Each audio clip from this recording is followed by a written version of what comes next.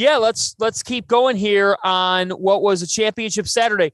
Arizona beats UCLA for the Pac-12 title. Ben Mathurin goes for 27 points. Now, no surprise to see Ben Mathurin do that. But the question is, the Wildcats are Pac-12 champions. Number 1 seed. We got a question in the chat. Do they deserve the number 1 overall seed over Gonzaga? I have a shaking head of no. Do you believe, and where's your belief in the idea of Arizona as a national champion after the Pac-12 tournament win?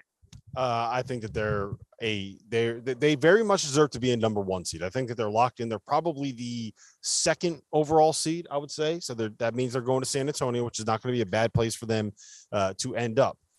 Their chance to win a national title is going to be determined by whether or not Kirk Kriisa comes back healthy, right? I know Dalen Terry was great tonight. And know that, did you see Kerr's tweet? He said DT took my job. But here's the thing. You need a point. Wait, hit the buzzer, T.O. Point guard play. You need a point guard to be able to make a run and win in March. If you go back and look, I'm not going to go through the list again, but if you go back and look over the years since 2010, the only team that didn't win a title that won a title that didn't start 2 point guards, T.O., was 2012 Kentucky. They started Marcus Teague, and they had the top two picks in the draft, including a young man by the name of Anthony Davis. Fanta. He was pretty good, according to my sources. So that's the biggest thing to me. Like that, Arizona is awesome. When they are at full strength, they are one of the most fun teams to watch. They get out and run. They score a ton of points. They can really guard. Christian Koloko, underrated defender. Azuolas Tubelis is an underrated, really tough physical four-man. They can shoot it. They got lottery picks, but Kirk Kriisa, that's the guy that's going to determine it for him, in my mind. Well, the one thing that I was worried about moving forward with Arizona is Ben Mathurin going to be able to carry this team and have these sort of huge nights? He's going to have them with consistency without Kirk Kriisa in the fold, because they need him to create more shots for himself, because that's what Kirk Kriisa was there for, pushing the pace, finding those guys on the wing. That was a significant part of what he did. Now, is he going to be able to do that for 6 games in a row? I think their defense can hold them up. I think Dalen Terry is going to have to be terrific, but Ben Mathurin, I think, could get them all the way to New Orleans, and I have no doubts. Yeah, I agree with you there. But it's just, it's point guard play for me, man. It's very hard for me to trust teams that don't have great point guard play. And even Kirk Kriisa, T.O., we talked about this. Teams with great point guard play, though. That's the big thing about it. There's so few teams this season with great point guard play. I'm not sure that's going to be the overriding factor on whether or not a team wins a national championship. And when have we talked about great point guard play with Kirk Kriisa? We've talked about sporadic great point guard play.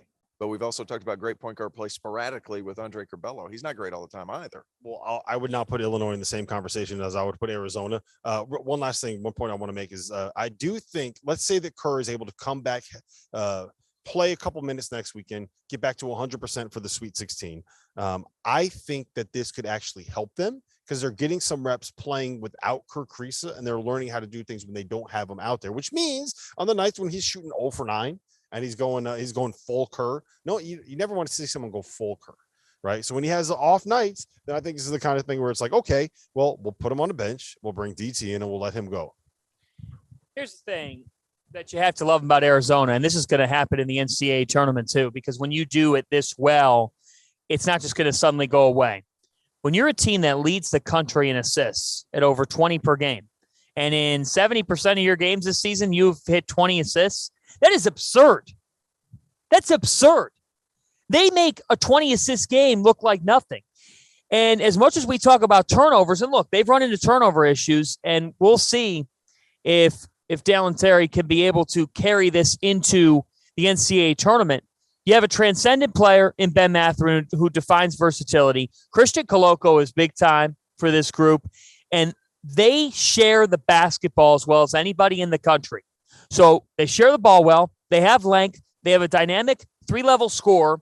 Tonight they made Jaime Jaquez work. It took him 17 shots to get to 18 points. They made Johnny Juzang work. It took him 15 shots. I still like UCLA big picture. I like the fact that their experience helped them all the way to a Final Four. But the fact is, Arizona, their ability to share the basketball, what happened to the NCAA tournament? We have talked about this all season long.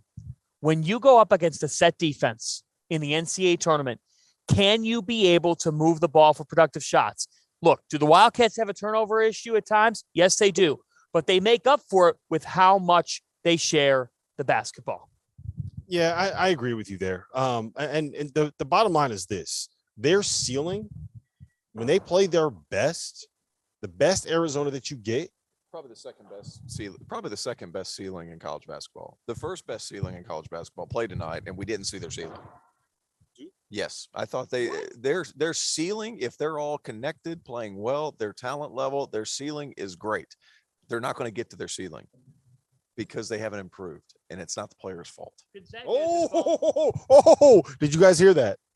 It's not the player's fault. What am I missing? Is that a huge? Is that? It's not.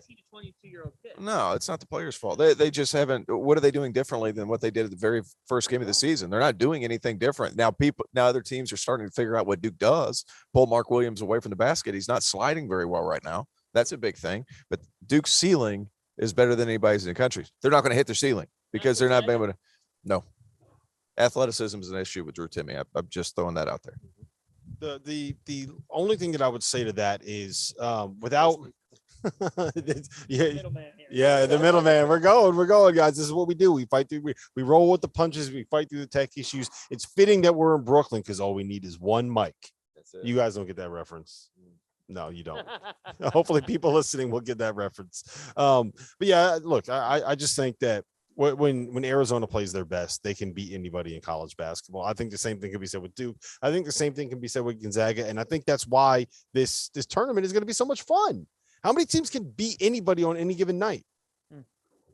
You're right. It could happen a ton in this tournament.